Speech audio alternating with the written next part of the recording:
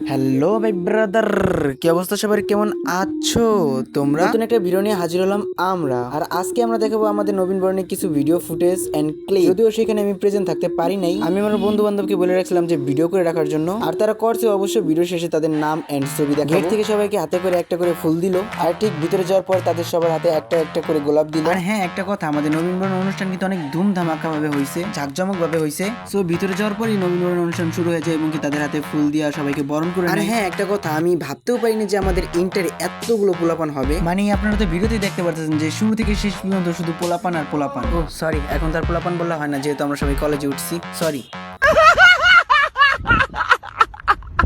তারপর আমাদের রোবের ভাইরা এক এক করে গোলাপ দিতেছিল সবার হাতে হাতে, আর ঠিক তারপরে নবীন বরণের অনুষ্ঠান সূরা বলে শুরু হয়ে যায়। So let's start. বিসমিল্লাহির রহমানির রহিম।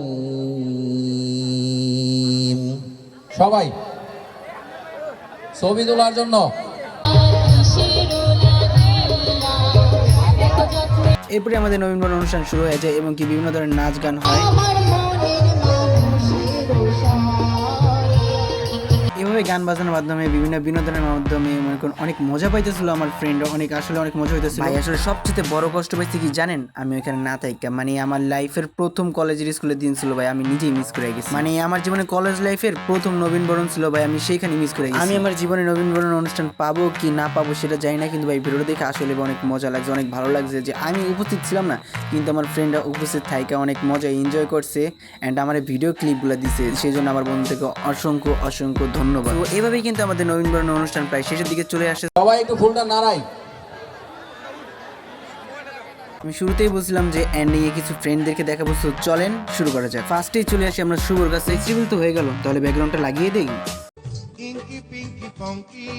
প্রথম জনের তো লেয়া হালুয়া হয়ে গেল, তাহলে এখন দ্বিতীয় জনের কাছে যাওয়া যায়। তারপর আছে আলভি, আর বসে থাকবো কেন, চলেন ওরও ব্যান্ড বাজিয়ে দেই।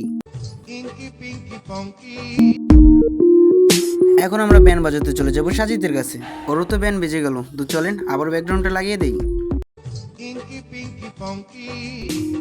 সো এখন আমরা চলে যাব মহিমের কাছে, তাহলে আবারও সানাই বাজিয়ে দেই নাকি?